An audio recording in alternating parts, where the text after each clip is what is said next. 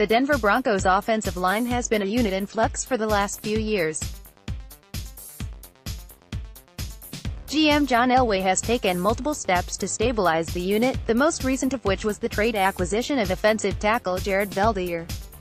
A year ago, Denver invested into the future of the O-line by drafting tackle Garett Bolles in the first round and paying free agent guard Ronald Leary a 4-year, $36 million contract. Leary stepped in and played at a Pro Bowl level at right guard, although he missed 4 starts due to a nagging back injury and finished the year on injured reserve.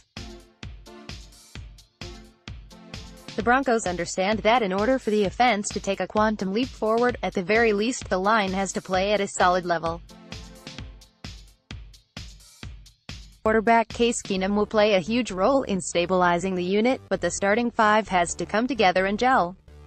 Unfortunately, this unit hasn't had the opportunity to fully practice together and hone that collective cohesion. Veldheer was held out of OTAs as he recovers from an ankle surgery. However, according to him, he's 100% healthy. He'll be ready for training camp. The same goes for Leary, who watched OTAs as a spectator alongside Veldheer. Leary dealt with some knee soreness, and in both cases, the Broncos simply wanted to be cautious. If the Broncos had a game that counted, both guys would have been good to go. There's simply no reason to rush them back out onto the field during summer minicamps. Even though we've yet to see it, head coach Vance Joseph recently intimated that the team does have a vision for how the starting 5 will shake out come training camp. "We have a group in mind, but you have to figure out who can play multiple positions," Joseph said during minicamp. "That's fundamental. You want guys who can swing between guard and tackle and between center and guard. That's going to happen, but you want to find 5 guys who you can count on." The group Coach Joseph and company have in mind, I would hazard to guess that it looks like this: LT, Garett Bolles LG, Ronald Leary C, Matt Paradis RG, Connor McGovern RT, Jared Veldheer. In Leary's absence, McGovern has received the lion's share of first-string snaps at right guard.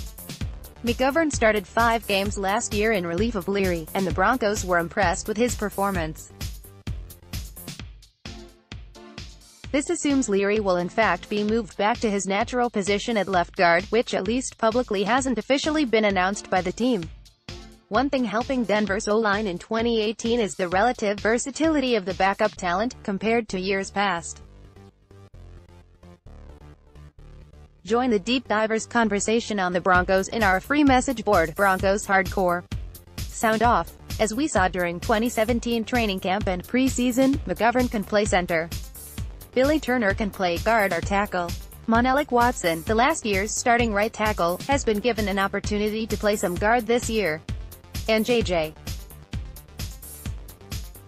Demon can play center or guard. Beyond them, there's the demoted veteran Max Garcia and the journeyman tackle Cyrus Kouandjio. Garcia might not be able to cut it game in and game out as a starter, but as a swing guard, the Broncos could do much worse. Kouandjio is a pure tackle and has played well on the right side this summer, rotating at the position with Turner, and offers some upside. This cross-training of guys is all according to plan. "We're going to have a couple guys that are going to be cross-trained," Joseph said. "Billy's going to be cross-trained as a guard and tackle. We're going to cross-train Max Garcia to be a left guard and right guard now. McGovern is going to be a center guard. You want guys to be cross-trained because on game day you're dressing 7 guys, so you have to have guys who can play multiple positions. That's always the key for the offensive line, to have guys who can move around. It's almost impossible to start and finish an NFL season with the same starting line. The 16-game season is a war of attrition, and usually the soldiers who bear the brunt of that brutality are the O-linemen.